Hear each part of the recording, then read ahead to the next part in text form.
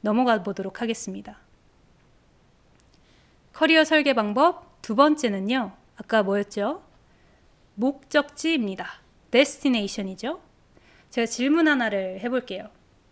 여러분들 왜 이렇게 열심히 일합니까? 왜 일하세요?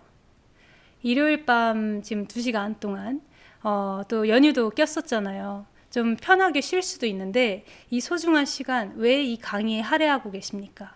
왜 이렇게까지 여러분들은 일에 진심인가요? 제 이야기를 한번 해볼게요. 저도 일에 굉장히 진심인 사람이거든요.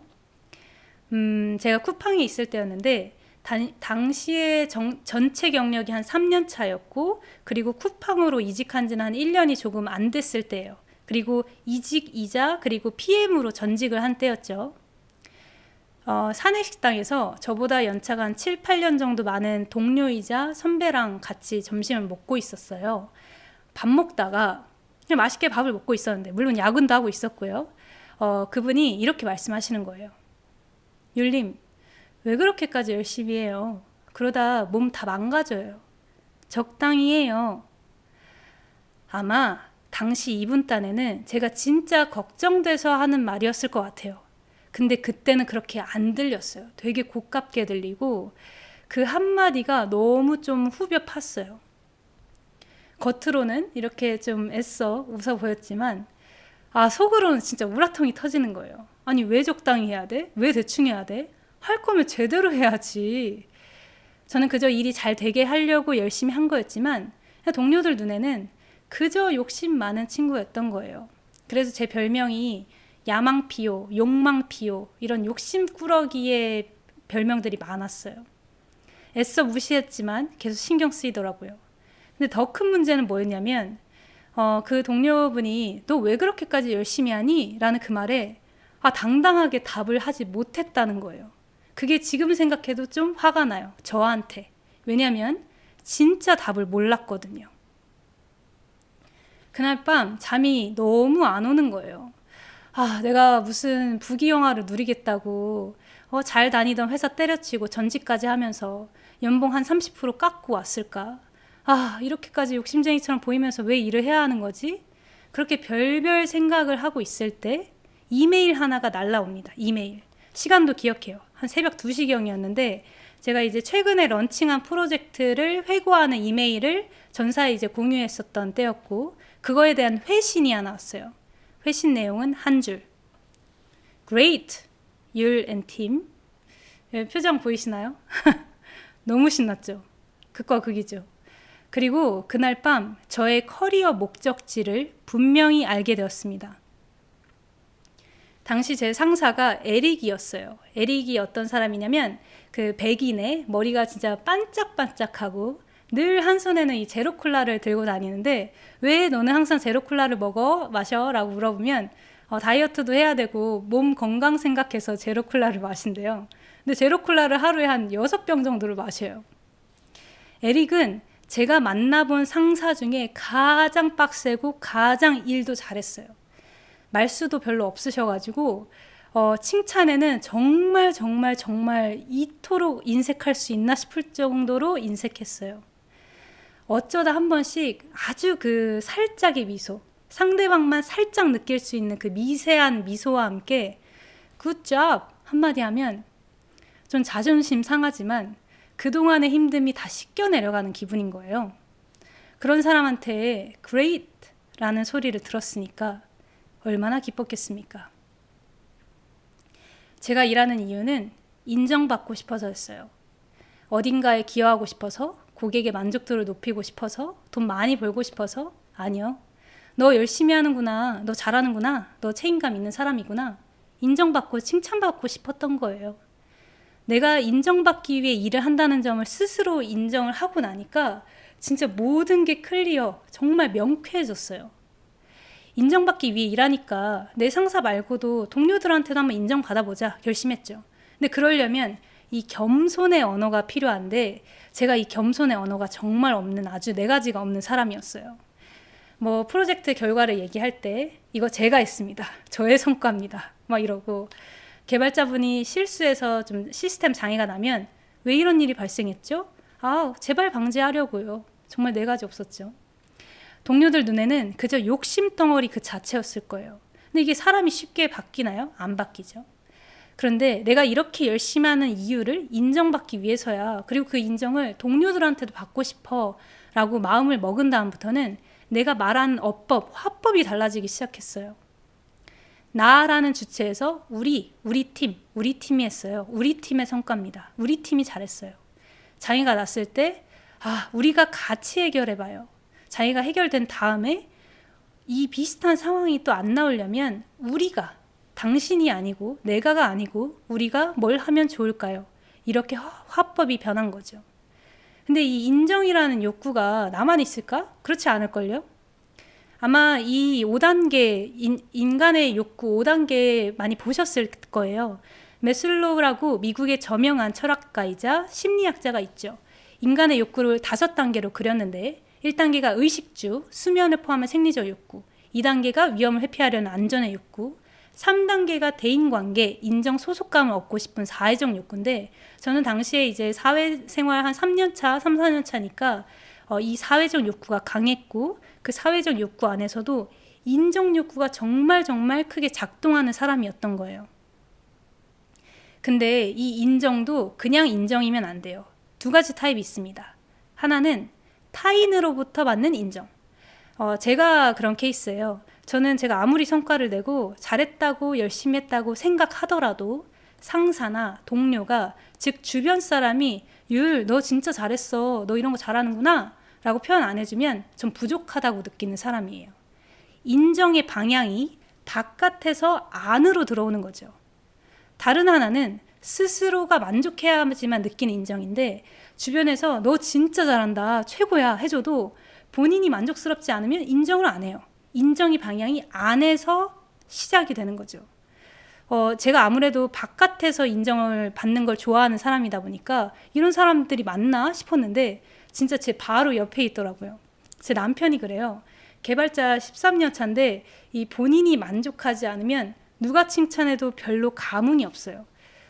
TMI인데 제 남편이 그 퇴사를 며칠 전에 했어요. 근데 그 이유를 우리가 같이 충분히 이야기를 나눴는데 그때 그런 얘기를 하더라고요.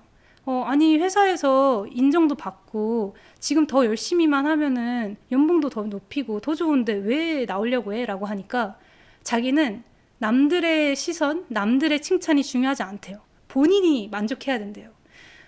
할 말을 잃었고 그래서 퇴사를 오케이 할 수밖에 없었습니다. 이렇게 같은 인정이라도 방향이 반대면 추구하는 게 완전히 달라집니다. 댓글 한번 잠깐 읽고 갈까요? 조직 내에서 리더분들이 팀원분들 평가할 때 동료들의 피드백, 리더들의 피드백을 중요하게 생각하시더라고요. 그렇죠. 결국 조직에서 원하는 인재가 되기 위하여는 개인의 성과보다는 협업의 성과를 달성하기 위해서 동료들과 얼만큼 주도적으로 노력하는지를 보시지 않을까 해요. 평가 잘 받으실 것 같은데요. 그 오사카 848님이 아까 그 신입인데 리더 맡으신 그분이었나요? YMI8C님께서 커리어 위치라고 하는 게 구체적으로 어떤 것을 포함하는 개념인지 궁금합니다. 역량, 인정이라는 것일지. 커리어 위치라고 하는 거는 굉장히 다양해요. 역량도 맞고요. 그리고 평판도 있습니다. 그리고 죄송합니다. 신뢰도 있는데 이 사람한테 이 프로젝트를 맡겼을 때, 이 갈등 상황을 맡겼을 때 이 사람이 문제를 추가로 초래하지 않고도 잘 해결하겠구나라는 믿음이 한번 생기면 그게 좀 두꺼워지면 오래 가거든요. 근데 그게 없는 상황에서는 당연히 나를 의심할 수밖에 없어요. 그래서 그 신뢰도 들어가고요. 굉장히 다양한 것들이 들어갑니다. 아직 리더십이나 업무 능력은 부족해서 갈등이나 미숙한 부분이 많아서요. 린님이 아까 그 신입인데 리더를 맡으신 분이었군요. 네, 그 극복해야 되는 역량 많습니다. 그리고 이 자리에 오신 것 자체만으로도 한번 칭찬을 드리고 싶네요. 위에 위가 좀 생기면 어떻게 하나요? 아니, 이제 조직장이 되면 경력도 쌓이고 또 팀원들도 있고 하니까 좀 덜 쫌생이가 돼야 되는데 쫌생이인 조직장들 많아요. 근데 그분들 입장에서 한번 우리가 생각해 봅시다. 그분들 입장에서는 내가 조직장을 당장 할 준비가 되어서 조직장이 되는 건 아니에요. 아마 그분들도 실무자로서 인정을 어느 정도 받은 다음에 그런 신호들을 많이 받은 다음에 그렇게 조직장이 됐겠죠. 본인도 몰라요. 내가 일 잘하는 것과 누군가를 육성하고 누군가를 일을 잘 시키는 건 또 다른 문제거든요. 그래서 쫌생이가 되는 이유는 나는 지금 내 실무자들 너무 일 잘하는데 나는 내 프로젝트를 하나 맡은 것도 없고 이러다 성과 못 받으면 어떡하지? 라는 이 쫌생이 마인드가 중복이 되죠. 그래서 그 조직장이 쫌생이면 그 일을 받아오는 그 양도 쫌생이처럼 양이 적습니다. 그래서 가급적이면 그리고 내가 선택할 수 있다면 조직장이 좀 큰 그릇인 사람, 실무자 말고도 조직장으로서도 인정받고 있는 사람한테 가야 내 실링이 적습니다.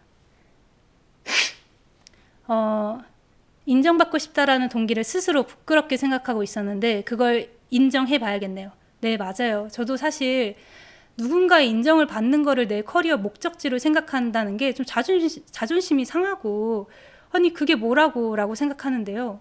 인정을 하고 나니까 괜찮아졌어요. 그게 뭐 어떻습니까? 우리가 더 잘 보이고 싶고 내가 잘하는 걸 그 잘한다고 칭찬받고 싶고 그건 전혀 문제가 아니죠. 방향은 다를지라도 인정 욕구는 내적 동기를 강화하는 데 진짜 중요하다고 생각합니다. 그렇죠. 타인의 인정과 나의 인정 둘 다 중요한 사람의 경우에는 복합적으로 고려하면 될까요? 아니면 둘 중 하나 더 중요한 걸 고르고 그 방향을 중요시 여겨야 할까요?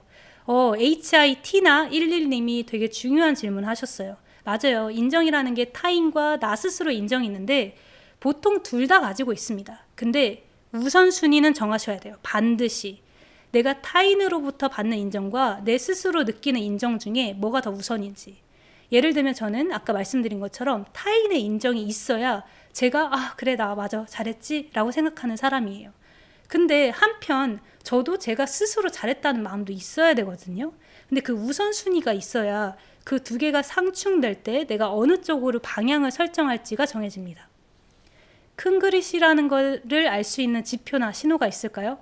굉장히 어려운 질문인데 큰 그릇이라는 걸 알 수 있는 지표? 근데 아마 이거 질문해 주셨던 JMZIX3875님이 알고 계실 거예요. 내 조직장은 그래도 그릇이 크다 안 크다를 본능적으로 알고 계실 거라고 저는 생각합니다. 그래서 그걸 굳이 지표나 어떤 특정한 신호라고 보시지 않아도 될 것 같아요. 여러분이 느끼시는 그 직감이 정답일 겁니다. 조직장이 큰 그릇이 어딨죠? 답이 내려갔나? 조직장이 큰 그릇인 곳에서 일하는 게 좋다고 얘기해 주셨는데 이직을 계속할 수도 없고 그건 입사를 해봐야 알 수 있지 않을까요? 그렇죠. 맞아요. 그런데 그 이직을 하실 때 많은 분들이 항상 을의 위치에서 면접을 보고 합격을 하면 감사합니다. 저 열심히 하겠습니다 하고 들어갑니다. 절대 그러면 안 되죠. 이직도 결국에는 내 커리어 설계에 따라서 움직여야 되는데 그러려면 내가 가는 그 팀장의 그 팀의 팀장과 원오원을 미리 해볼 수 있어요. 그걸 충분히 요청할 수 있습니다. 아니면 전화 하나라도. 그럼 그걸 이상하게 생각하는 회사도 있지 않을까요? 그럴 수 있어요. 그렇기 때문에 좀 조심스럽게 물어보긴 해야겠지만 그런 어느 정도의 듀딜리전스를 하지 않고 이직을 덜컥 해버리면 그때 가서 후회돼. 그럼 나 다시 이직을 해볼까? 라고 하면 내 커리어가 자꾸만 꼬이죠. 외부 인정을 원한다는 걸 인정하는 관점이 너무 신선합니다. 감사합니다. 본인보다 똑똑한 사람을 채용해야 할 때, 채용할 때, 맞아요. 이것도 그 그릇이 넓은 조직장들은 본인보다 똑똑하고 본인이 못하는 걸 잘할 수 있는 팀원들을 뽑습니다. 타인의 인정과 일의 결과와 개인적인 인정은 다를 때가 있을 것 같은데 어디에 비중을 두시나요? 저는 굳이 따지면 타인의 인정이에요. 물론 예를 들면 결과가 제가 그 쿠팡플렉스를 할 때였는데 쿠팡플렉스 프로젝트가 TF였어요. 근데 그 프로젝트가 정말 한 달 만에 매번 한 달 만에 대규모 프로젝트를 런칭을 했거든요. 근데 너무 마음에 안 드는 거예요. 제가 봤을 때는 그 결과가. 왜냐면 막 TF니까 사람을 착출해가지고 거의 사람을 갈아넣고 하다 보니까 다 하드 코딩에다가 그리고 장애는 빵빵 터지고 그런데 결국에는 그 프로젝트를 바라보는 조직장들과 동료들의 시선, 그 다른 옆 팀의 시선에서는 쿠팡플렉스가 정말 대대적으로 이렇게나 빨리 런칭이 될 수 있다고 대단하다라는 평판이 있었거든요. 그때 한 번 더 깨달았죠. 아, 나는 결국 타인의 인정을 더 중요시하는구나 라고 생각했던 것 같습니다. 그래서 목적지를 정하는 법, 핵심은 하나입니다. 한계, 구체적으로. 인정이라면 이게 타인의 인정인지 자기 인정인지, 돈이라면 연봉 1억을 안정적으로 벌고 싶은 건지 아니면 내가 10년 안에 자산 10억 이상을 만들고 싶은 건지, 이거 아주 다릅니다. 영향력이라면 우리 팀 안에서 깊게 인정받는 영향력인지 아니면 시장에서 이름이 널리 알려지는 영향력인지, 성장이라면 어떤 역량으로 어디까지 내 전문성을 쌓아서 가고 싶은 건지 구체적으로 하나여야 합니다. 수상적인 답은 답이 아니에요. 여러분들의 메모장에, 댓글창에 아니면 속으로라도 진짜 꼭 떠올려 보세요. 나 왜 이렇게 일에 진심이지? 왜 이렇게까지 열심히 커리어에 진심이지? 한 줄로 구체적으로. 이게 두 번째 단계입니다. 세 번째, 경로입니다. 출발지를 알고 경로를 정의할 텐데 여기서 수단이 먼저예요.